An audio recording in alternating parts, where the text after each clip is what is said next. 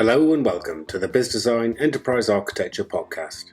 My name is Will Scott, and in these podcasts we talk to leaders in the areas of enterprise architecture and how they and their teams deliver value to their organizations in advancing strategy, optimizing operations, or reducing and managing risks. Today I speak with Eddie Walker. Eddie is with Edifit, a provider of consultancy, support and training services for enterprise architecture teams and a partner of Biz Design, and he's based in the UK. As you'll hear, Eddie has a deep and rich background in enterprise architecture, working with EA teams in companies all over the world, and today he's going to take us over his top 10 tips for EA success based on those years of experience. So let's go to that interview now. So, Eddie, welcome to the session today. It's a pleasure to have you here. You and I have had a chance to talk a couple of times now. I think it'd be really good for our listeners if you could just give an introduction to yourself, what you do today, and a little bit of your background as well. I know you have a rich background in the area of enterprise architecture. Okay, hi, Will. Thank you. Well, thank you for having me, first of all. So I'm Eddie Walker, and I work for a company called Edifit. We're a Biz Design partner, and we've been a partner for 10 years.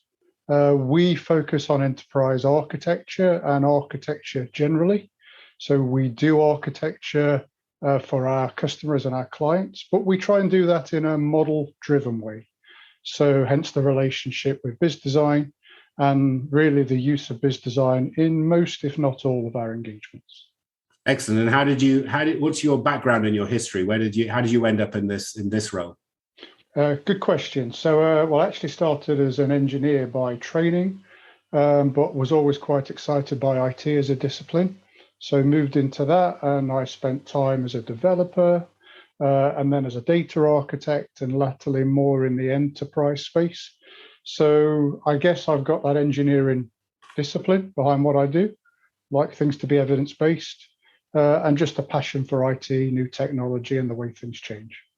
So, as they say here in the States, you've been to a few rodeos in your time. Is that right? I'm afraid so, and I've fallen off quite a few horses. But we keep getting back on. We learn so much when we fall off the horse, right? That's where we really get those learnings.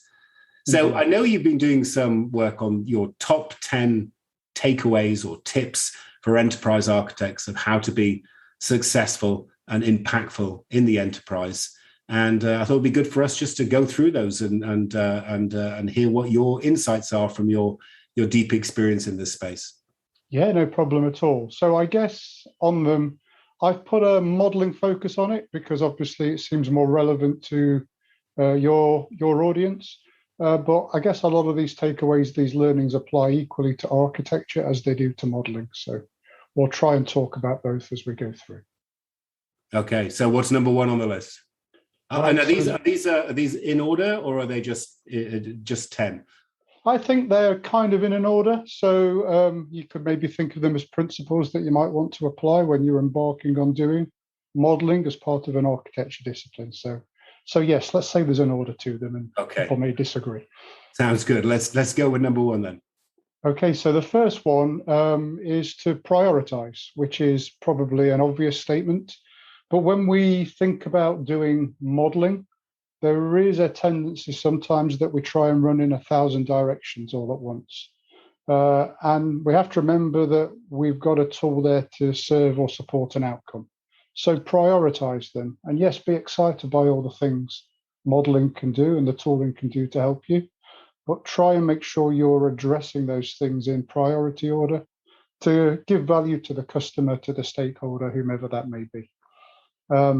Don't be put off, I suppose, by the bells and whistles of the software. That would be the first takeaway. So tell us a little bit more about that bells and whistles. I think your phrasing is, don't be like a kid in a sweet shop. Watch out for the bells and whistles. What do you mean by that? Well, so if we look at Biz Design, just as an example, there are lots of things we can do in there around portfolios and roadmaps, dashboards, analytics, etc. And all of those things are great, and there'll probably be a use case for many of those in time. But don't be effectively a solution looking for a problem. Make sure that you are offering a solution to a problem. So that would be the simple takeaway, I think. And I think, as you and I have talked before, there's always the danger of being seduced into modeling to the atomic level, modeling all the way down to the network interface card on the server. And certainly with our tool, there's nothing to stop you from doing that. But what you're saying is ask yourself, why are you doing that before pursuing that path? Yeah, absolutely. So we've got a takeaway on detail coming up a little bit later. But absolutely, we've got to make sure we are modeling the content that's relevant to the purpose or the outcome we chase. Right. Well, let's get to number 2 on your list. Okay. So number 2 sort of follows simple or common sense, I suppose, and it's keep it simple. And really by that, we mean when we think about the meta model, when we think about the way we're going to catalog, the views we create, what goes in the views, ultimately the deliverables that we produce and the overall method that we're following to get to those things, simple is always best. And if maybe you take a look and you've got a very simple approach, maybe it seems too simple, you're probably more or less on the right tracks. You'll find the sophistication to the approach will come with time, will come with maturity, will come with experience. But don't make a complicated approach or a complicated model if actually what you need is very simple. So again, tailor to, cut the cloth to suit the outcome that you're after. I understand that. And I think many times as enterprise architects, we don't necessarily acknowledge the cost, the soft cost of extending a model or harnessing more data. Every time we extend a model and customize it, or every time we require additional data elements within that all comes with a cost of management, a cost of thinking about it as well. So it sounds to me, keep it simple is a way to avoid those very real, but albeit soft costs.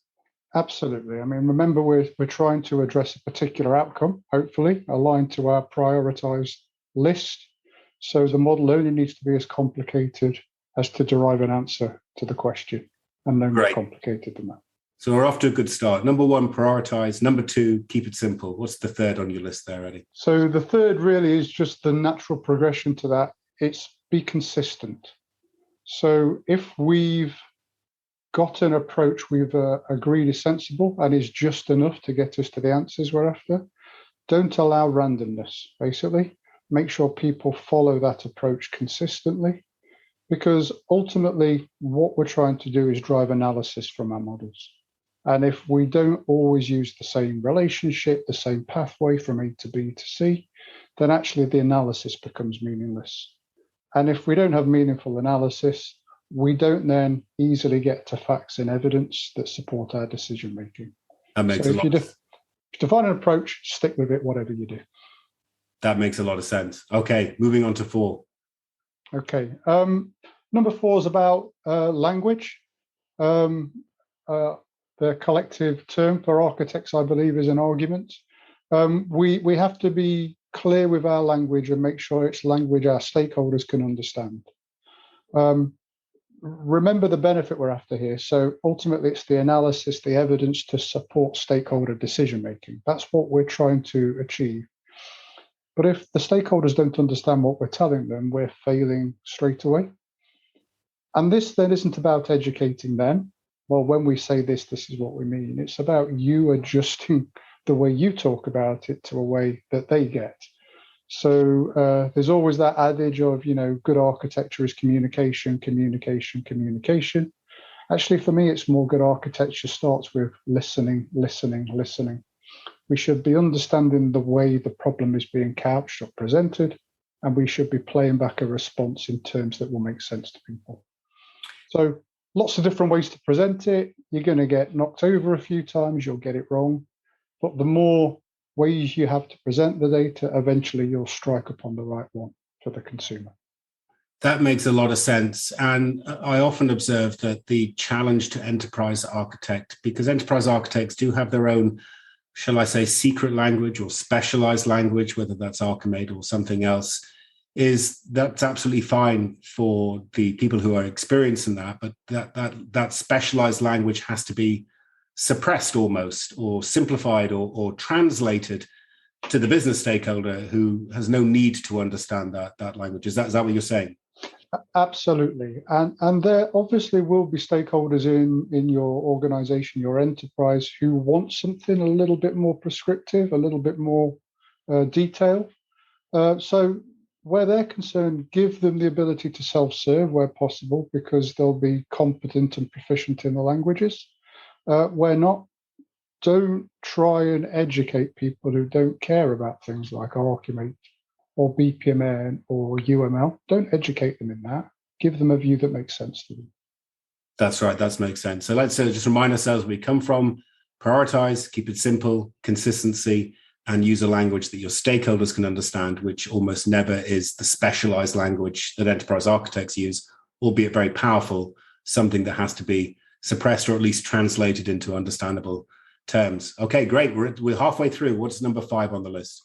Okay, so number 5 is I guess it's a congratulatory statement, but also a warning, and that would be you're a data manager now. So we have to think about our modeling tools almost as like a repository that we're mining for information. So think of it like a mini data warehouse or a data mart. And we have to therefore be careful with the data that we have, its currency, its provenance, etc. Remember that benefit. It's about evidence to support decision making. Okay, so focus on maintaining that high quality data and start to apply good information management or good data management techniques. Be clear on the sources of the data if you are not the master, and be clear on the ownership or the stewards for that data, because invariably it probably isn't you.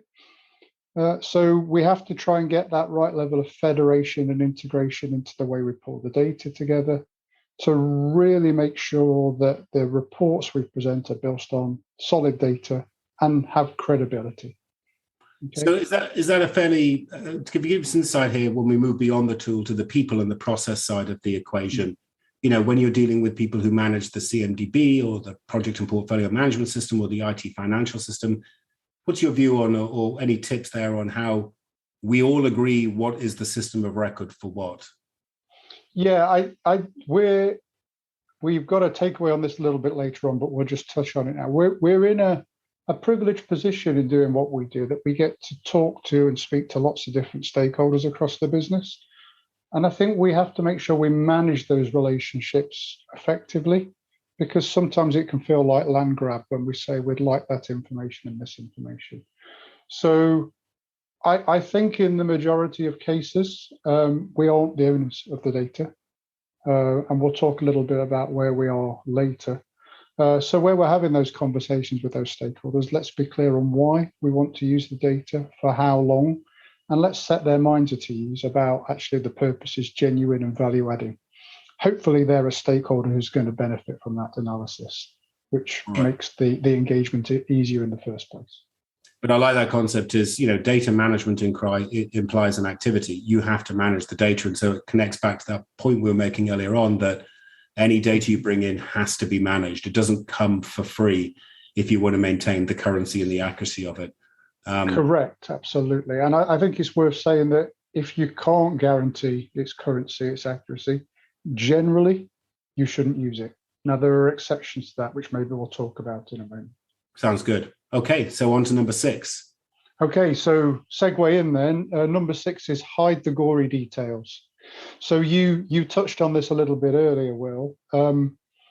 We are at the beginning of our takeaways here, talking about prioritization, keeping it simple and being consistent. We'll find, despite having this aim to keep things simple, they will over time become more complicated. And they'll become more complicated maybe simply as a function of the fact we've got more data in there, but equally maybe our modeling approach and techniques become a little bit more sophisticated too. So what we might want to start to do there is think about layering in our models.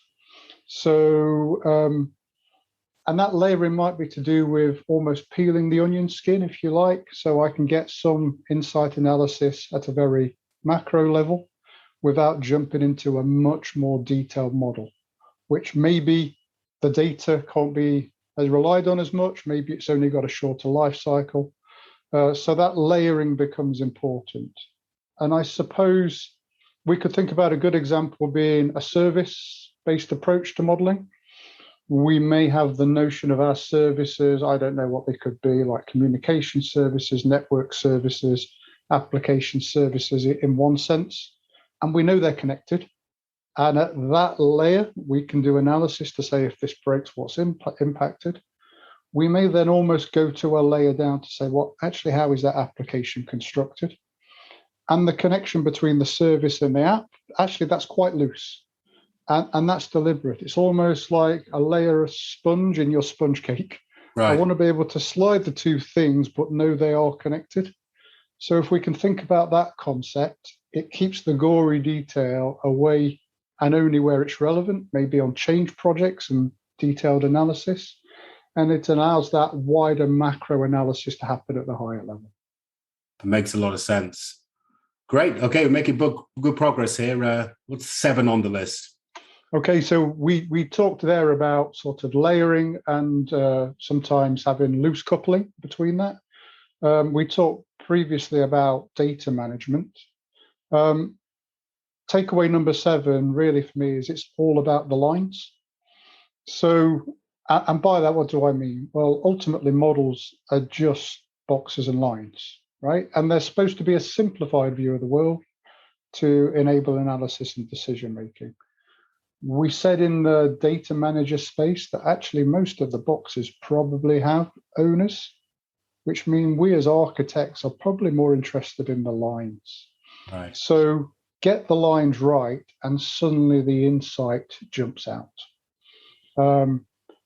We mentioned previously, we're kind of privileged to be able to talk to all of these different domain areas, link it all together.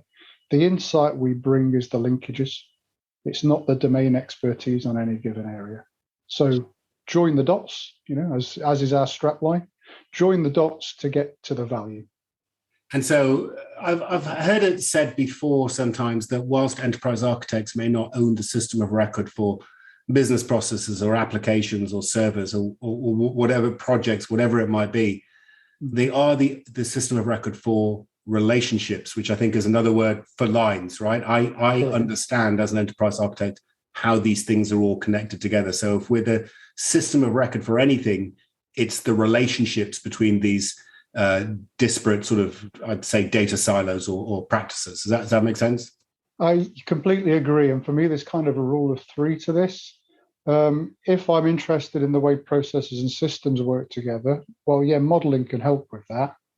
But candidly, you probably don't need a model to do it. If it's modeling and support or change activity and applications, then suddenly you've kind of got 3 vectors to that. And that's where the modeling becomes truly powerful, because it's suddenly more things than we can hold in our head or in a spreadsheet at any point in time. I got it. Okay, so let's just remind ourselves, for those listening along here, we're up to number 7. So number 1, prioritize. 2, keep it simple. 3, consistency. 4, language your stakeholders can understand. 5, remember that you're now a data manager and data has to be managed. 3, hide those gory details. Sorry, that was number 6, hide the gory details. And number 7, it's all about the lines, all the relationships, all the connections, whatever word suits you. So we're in the back stretch here, Eddie. Let's go on to number 8. Yes, I think we've talked there really, as you've just summarized, about what we're modeling and why we're doing it. I think then a key takeaway, having worked with you guys for 10 years or more and in this space generally, it's make modeling part of the job and not a job in its own right. So it's more, how do we make this stick? And I think we're trying to prioritize the things we're doing, because that was objective number 1. But if we're adding the modeling activity as an add-on to the requirements of our existing people and their jobs, we're probably not going to succeed. The things that they should be modeling should be the things that they're having to do anyway. And the whole point of modeling is to make their lives ultimately easier. So making modelling part of the job doesn't mean adding modelling as an extra line in the job description. It's about thinking about how they can do what they currently do in a slightly different manner to leverage the models. So it should be integrated and leverage what they already do, not some ad hoc, yet another job that Eddie's asking me to do here that I've already got a busy week. And presumably that's where you start getting, pushback and things like that. Well, exactly. I mean, and I've been privileged to work on some incredibly successful modelling activities, and of course there are some that don't go so well. And I think it's where we don't manage that change in terms of how we do things, so we can maximise the use of models that things can become unstuck. So You don't want to have those conversations where they're going, well, we're not getting value. Well, maybe we're not doing the right things because the value should be evident, I think. Gotcha. Okay, number 9. Okay, everything changes, so adapt quickly, I think would be number 9. And this is the truism that I think sometimes, creating a model of something is a bit like nailing jelly to the wall. So this is why that prioritization, simplicity, consistency really become important. Because when the direction changes and where we thought we were going is suddenly different, it's easy for us to reorientate if we follow those basic rules. So don't worry about planning where you're going to be in 3 years or 5 years. You may never get there. Make sensible decisions now, change as you go. And maybe I'll give you an example of that, just a pure modeling one. We may start by linking our apps to our processes because we want to understand, well, which apps support which parts of the business operation. We may then go, well, we're going through a rationalization activity on our app estate. So really, I want to understand what is the functionality of the app that supports the process. So suddenly then we've got to insert an extra point of articulation in our model, the service, the function, whatever it may be. If we've been consistent from the outset, then our ability to adapt and change is relatively easy to do. Now, the point you make here is an interesting one. Everything changes all the time, constantly in flux. Does that mean it's futile to try and pursue the absolute perfect model? I'm struck by the famous quote, all models are wrong, some are useful. Is that something that we just have to acknowledge? Look, I'm never going to get a perfect snapshot of what the enterprise looks like, and I accept that. What's your views on that sort of approach? Yeah, I think for me, it's that description of what a model is in the first place. And I know there are many descriptions that you might refer to. For me, the one I always go to is it's a simplified description of a system to assist calculation and prediction.